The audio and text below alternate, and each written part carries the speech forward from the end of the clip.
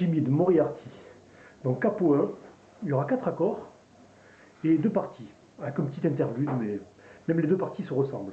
Donc c'est pour ça on va insister sur l'intro, où il y a 4 accords, La mineur, Do, Sol, Fa, qui sont les mêmes accords que pour les couplets. Donc La mineur, Capo 1, donc La mineur, Do, Sol, on va le faire comme ça le Sol, pas comme ça, parce qu'on va avoir besoin du premier doigt pour la première case, et Fa. Moi je ferai petit Fa. On peut faire le grand Fa, mais je ferai le petit Fa. Donc allons-y. C'est surtout, ce qu'on va voir, c'est la main droite, surtout, c'est le finger picking. Donc en fait, c'est une bonne introduction pour le finger picking. Même si une petite variante, là c'est un peu plus simple, mais le finger picking, ça consiste à jouer tous les temps avec le pouce, dans les graves.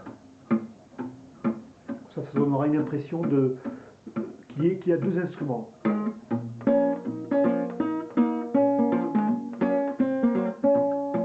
Voilà, les basses, le pouce joue les basses de manière étouffée, avec la main droite. On joue ce qu'on appelle palm mute, ça s'appelle comme ça en anglais, ou alors en staccato, qu'on vient étouffer, avec la paume de la main, l'angle, on va dire, de la paume vient sur l'angle du chevalet. Voilà, pour les cordes graves. Donc, voyons cette intro. Donc La mineur, le pouce va jouer les 4 temps sur la 5e corde, la 4e, la 5e corde et la 4e. On va faire 5-4, 5-4. Voilà. 1, 2, 3, 4. Et dans les aigus, avec n'importe quel doigt, majeur ou index, ou rien que l'index, peu importe, vous allez jouer... voilà, en fait, on va jouer cette note, la 2e corde, où il y a l'index. Sur le 2e temps, vous faites... D'abord, il y a la basse seule. 1, 2, vous jouez en même temps la seconde basse, 4e corde, et en même temps la note de la mélodie. La mélodie entre guillemets, c'est pas vraiment une mélodie, mais dans les aigus, on va dire.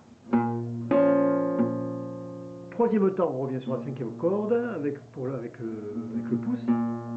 Voilà, et il y a une seconde note dans les aigus qui vient sur le et après le 3. 3 et entre le 3 et le 4. C'est la même note, hein, où il y a l'index, seconde corde. Ça fera 1, 2, 3 et 4. 1, 2, 3 et 4. 1, 2, 3 et 4. 1, 2, 3 et 4. Voilà. Et pour la seconde mesure, c'est la même chose en Do. Vous allez voir, je ne change rien pour la main droite. Vous avez vu, j'ai fait la même chose. 1, 2, 3 et 4. On va faire ces 2 mesures à la suite. 1, 2, 3 et 4. 1, 2, 3 et 4.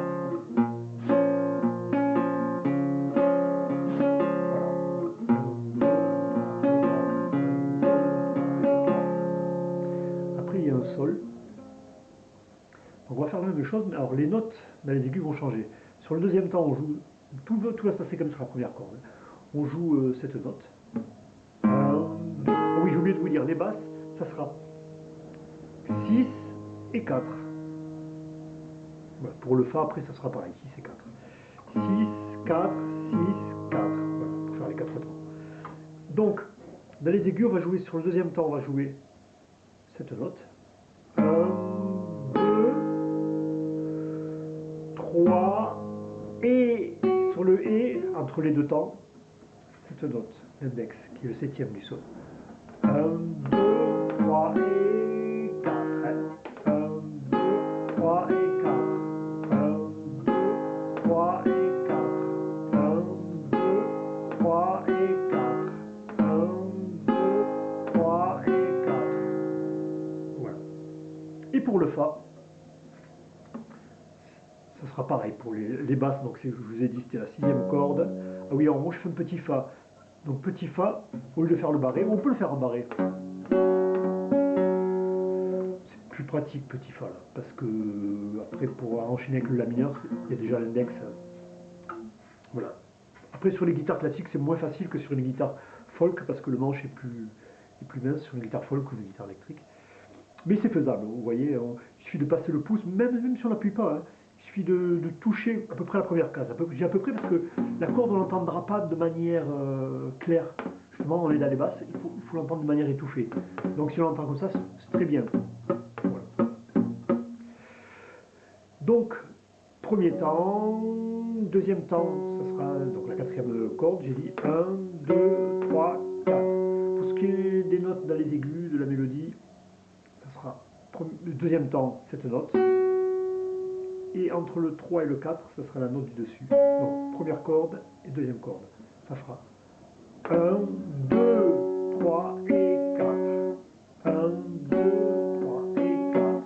1, 2, 3 et 4. 1, 2, 3 et 4. J'enchaîne le sol et le fa. 1, 2, 3 et 4. 1, 2, 3 et 4. Voilà. Et je fais tout. 1, 2, 3 et 4. 1, 2, 3 et 4. 1, 2, 3 et 4. Donc là, vous avez l'intro et le couplet.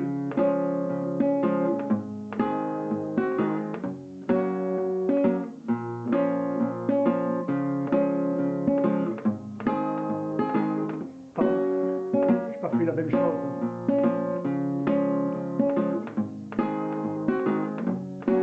Voilà. Ce qui est important, en fait, c'est le pouce. Il faut qu'il prenne son indépendance. C'est le principe du fingerpicking. Donc le pouce, il doit faire sa vie. Hein. Voilà. Il ne faut pas trop le penser en arpège. Il faut que le pouce vienne marquer les temps. C'est pour ça que si vous avez un métronome, c'est bien, ou taper du pied sur les temps. En fait, il faut renforcer ce pouce. Il faut qu'il marque les temps, il faut qu'il soit indépendant des autres doigts. Ça vient. En général, il faut travailler 3-4 morceaux. Je ferai peut-être une vidéo très certainement là ces jours-ci sur le fingerpicking. Voilà, qui est une technique vraiment à part. Donc voilà, le pouce il doit faire ça.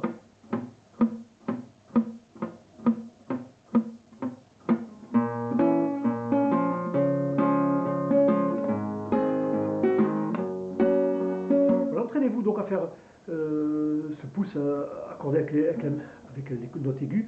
Mais après, ce que je veux vous dire, c'est que si vous vous trompez de basse, dans ce cas-là des 4 accords, ce n'est vraiment pas grave. Si vous vous trompez de corde, hein, donc ça ne sera pas la bonne note, la bonne note visée, mais en fait c'est pas grave, ça ne sera pas faux. Parce que tous les accords, comme il n'y a pas de ré, tous les accords que vous ferez, toutes les notes que vous jouerez seront incluses dans l'accord. Donc vous voyez le la mineur, si vous faites à la place de la quatrième, vous faites la 3, ou si à la place de la cinquième, vous faites je vais vous montrer, je vais me tromper de cordes, exprès pour montrer que ça peut être que juste. Le pouce, ce qui est important, c'est que le pouce marque les temps. Regardez, je vais faire quelque chose à peu près, mais ça sonne.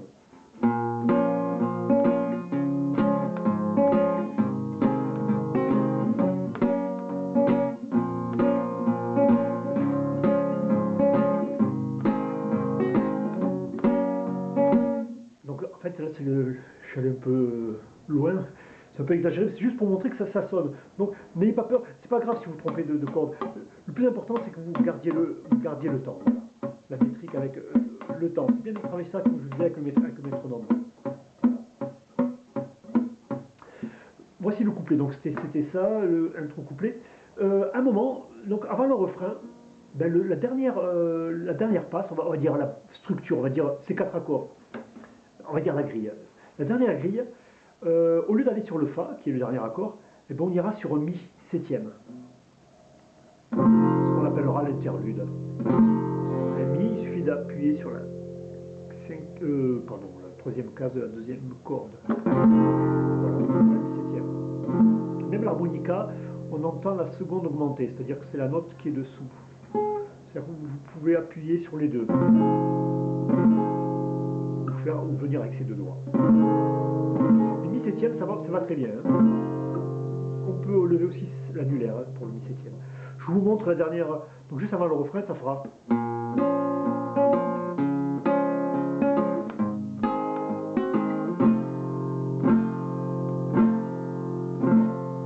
Alors, je ne sais plus combien de mesures, c'est 2 ou 4 mesures. Parce qu'il y a deux passages quasi identiques, mais une fois c'est 4 et une fois c'est 2, il me semble. Peu importe. Si vous en faites 4 au lieu de 2, ça n'a pas d'incidence. Voilà. Et après le refrain. Le refrain c'est La mineur. Alors, on va garder pour la main droite, on va garder le même picking, hein, même pour la main gauche, on va jouer les mêmes notes. Là c'est Fa. Pardon. Sol. Et on revient à la mineur. Voilà. Donc La mineur, Fa, Sol, La mineur.